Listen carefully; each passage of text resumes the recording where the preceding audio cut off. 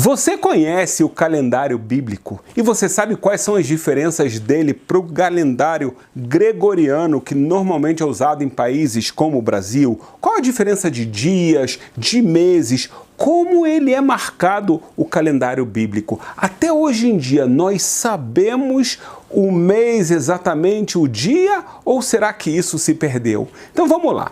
O calendário bíblico ele é muito especial. Por quê? Nós conhecemos, por um lado, o calendário gregoriano, que ele é baseado no Sol. Tá? Tem a ver com o ciclo solar. Por outro lado, os muçulmanos utilizam um calendário puramente lunar. Então acontece algo curioso. Você vai ver as festas do Alcorão acontecendo cada ano ou a cada tantos anos em períodos completamente diferentes. Já a Bíblia, o que ela fala? Veja bem, ela fala, por exemplo, o seguinte versículo: guarde o mês da primavera. Como assim? O que você tem que guardar? E esse mês, diz a Bíblia, é o mês que é comemorado a festa de Pêssar, a Páscoa judaica. Então a Páscoa judaica ela tem que obrigatoriamente cair na primavera. Então vamos tentar juntar e entender o que é esse calendário bíblico de uma vez por todas. Então ele é uma junção dos calendários solar e lunar. Mas veja bem, ele veio muito antes do calendário gregoriano ou do calendário puramente lunar. A ideia dele é a seguinte: por um lado, a gente tem um mês. Quantos dias dura um mês? Esse conceito realmente está ligado à Lua. Nós sabemos qual o tempo, da rotação da Lua para que se forme um mês. Nós sabemos que existem 4 estações da Lua. Não são estações exatamente de 7 dias, como muitas pessoas pensam. Na verdade, existe alguns quebradinhos em relação a isso. Então, de uma forma geral, daqui a pouco eu vou te contar um segredo espetacular, realmente espetacular.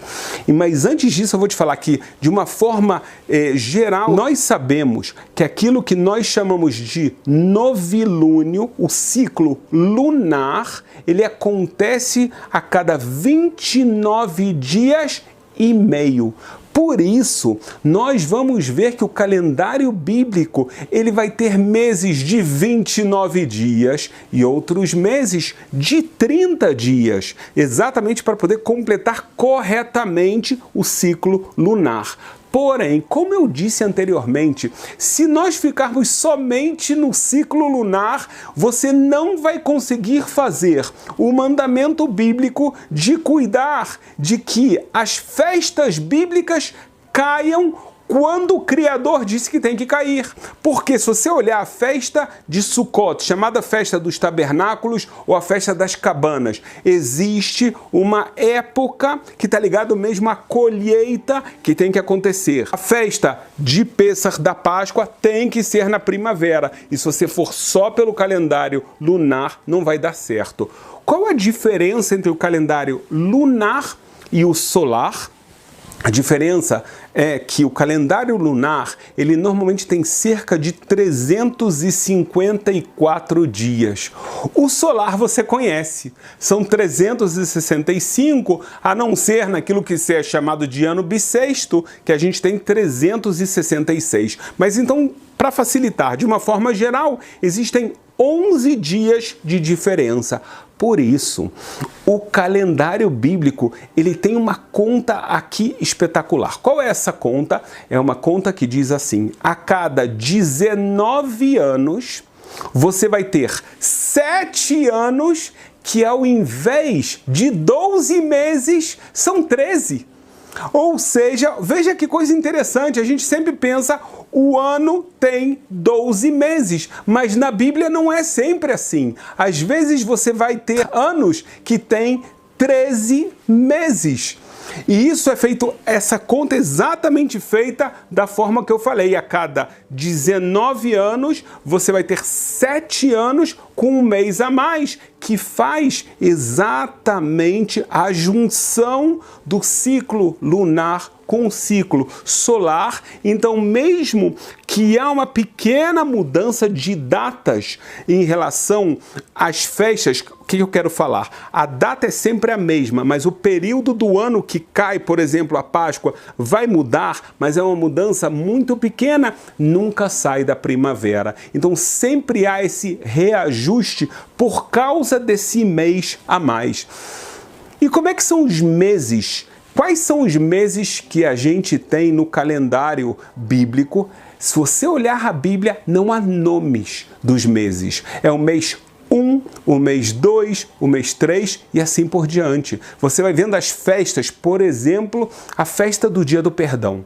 O Dia do Perdão está escrito no 10º dia do 7º mês.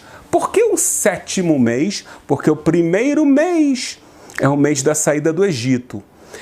Hoje em dia, nós utilizamos sim uma nomenclatura para os meses. E eu vou já te mostrar quais são esses meses e quantos dias eles têm. Mas de onde vêm os nomes dos meses bíblicos? Eles vêm, na verdade, da época da Babilônia. Não obrigatoriamente eles são nomes sagrados, muito pelo contrário. Alguns deles até lembram partes de idolatria.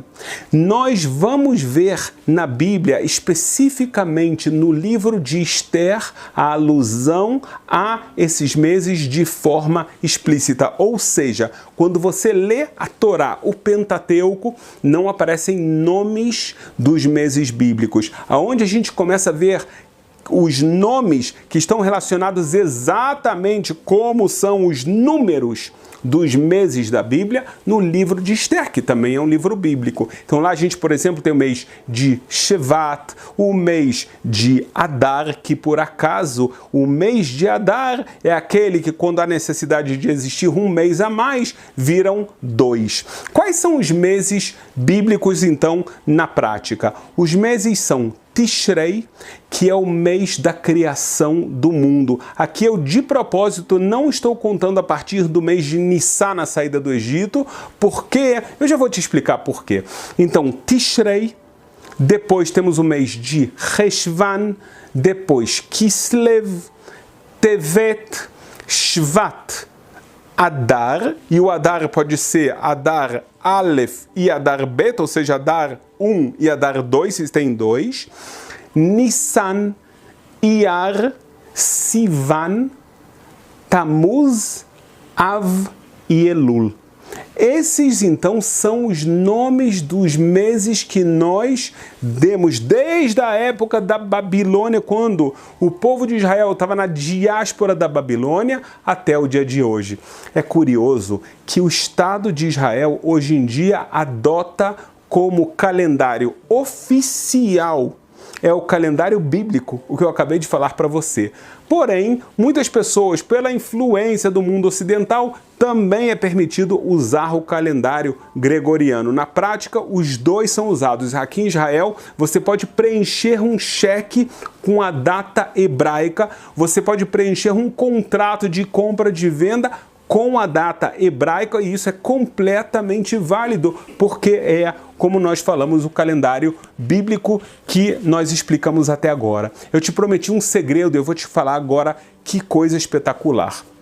O Talmud conta como nós íamos saber o novilúnio. Como é que a gente vai calcular há tantos anos atrás, há 3.300 anos atrás, o novilúnio? Só para você ter uma ideia, a NASA ou o Instituto de Astronomia da Alemanha, há não muito tempo atrás, calcularam com uma precisão milimétrica, tá? Essa ideia de quanto tempo é o ciclo lunar. Ou seja, a necessidade de uma tecnologia muito grande. Porém, veja que segredo espetacular. O Talmud traz o seguinte, que um grande sábio que foi rei, na verdade, ele foi o presidente de Israel na época da Mishnah, antes da época talmúdica, ele diz o seguinte: eu recebi do meu pai que era meu rabino, que recebeu do seu rabino, que recebeu do seu rabino, até chegar a Moisés, que recebeu de Deus, ou seja, na verdade o nome desse sábio era Rabban Gamliel. Ele diz o seguinte: o que eu vou te contar agora é perfeito, não porque eu sou um gênio, mas sim porque nós recebemos isso de tradição, desde o Monte Sinai, de Deus a Moisés. Agora veja só que coisa, que o ciclo lunar leva exatamente... No Talmud não existiam segundos e assim, décimos de segundos, mas a linguagem utilizada no Talmud se chama partes. Eu vou traduzir para segundos para te facilitar. Então ele diz assim, que o ciclo lunar leva 29 dias, 12 horas, 0 minutos, 8 segundos e 9 décimos de segundo. Eu estou falando de algo que foi revelado há cerca de 2.500 anos atrás. Rabban Gamliel, ele fala, nós precisamos saber esse número de forma exata para que o calendário seja exato, para que não haja discrepâncias com a astronomia. Então, como é que eu vou saber, eu, presidente de Israel? Eu só sei porque a gente tem tradição de Moisés. A tradição chegou até os décimos de segundo. Veja que coisa impressionante. A NASA chegou ao número de 29 dias, 12 horas, 0 minutos, 8 segundos e 9 décimos de segundo. Só que ele foi para uma casa decimal a mais. E 8 centésimos. A diferença é de 2 centésimos de segundo entre a tradição de Rabban Gamliel e a NASA. Na minha opinião, na verdade, não existe uma discussão. Por quê? Porque para a Bíblia basta saber até os décimos de segundo, já é suficiente para o ciclo lunar. É interessante também, então, nós temos por um lado o ciclo dos meses. A gente acabou de explicar a junção da ideia do ciclo lunar com o ciclo solar. Os dias da semana na Bíblia não têm nomes. Nós costumamos falar domingo, segunda, terça. Em outras línguas, né, você tem até nomes também para os dias de semana. Para quem fala espanhol, você tem lunes, martes. Lunes é segunda-feira em espanhol. Martes é terça-feira em espanhol. Miércoles é quarta-feira. No Brasil a gente fala domingo, sábado, né? Sábado e domingo tem nome, mas o resto tudo são as feiras que existem. Na Bíblia não tem nome de semana. É primeiro dia, segundo dia, terceiro dia, quarto dia, assim é. E assim é até hoje no Estado de Israel moderno, com a única exceção que é claro que é o Shabat, que é chamado de Shabat, não é chamado de sétimo dia. Então aqui você aprendeu as bases do calendário judaico. Todas as festas do calendário vão ser baseadas nesse calendário, mas veja bem, na época bíblica, o primeiro dia do mês, ele era marcado pelos sábios quando eles viam a lua numa determinada posição. Isso está escrito na Bíblia. Deus fala para Moisés, esse é o primeiro mês do ano. Ou seja, ele estava ensinando para Moisés as leis do ciclo lunar. Então, na época bíblica e depois, o mês era marcado pelo grande tribunal chamado Sanedrim. Porém, com o tempo e as dificuldades e as guerras, veio um sábio. No ano 357 da Era Comum, um sábio chamado Hillel, não é o sábio Hillel, muito famoso pela Mishnah, e ele falou, se a gente não marcar o calendário de agora até a vinda do Messias, a gente vai perder a conta. Então ele simplesmente fez a conta para sempre, ou seja, de todos os meses, quando o mês vai ter 29 dias, quando ele vai ter 30 dias, quais são os meses que vão ser assim durante toda a história, e também que anos vão ser anos que vão ter 13 meses e quais os anos que vão ser simples com 12 meses. E esse calendário é utilizado até hoje em dia pelo povo de Israel.